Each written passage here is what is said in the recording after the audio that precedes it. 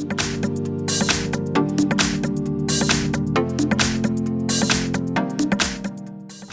everyone, in front of me I've got the DOOGEE S80 and let me share with you how to clear browsing data on this device.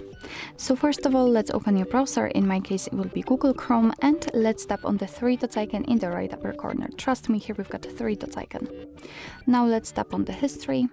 And as you can see here, we've got the list of previously visited websites, and of course you can remove all of them one by one just by tapping on this X button, so you can remove them manually. But if you'd like to remove all of them with only one click, just tap on clear browsing data. And as you can see here, we've got some basic and advanced options. In basics, we've got browsing history, cookies and site data, and cached images and files. And in advanced, we've got also saved passwords, autofill from data, and site settings. So just make sure that you will mark the thing you would like to remove. I will mark everything. What's more, we can change the time range from last hour to, for example, last 7 days.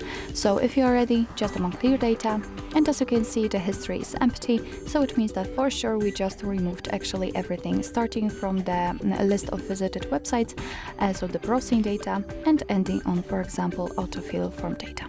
So actually this is it. This is how to clear the browser in your DOOGEE S80.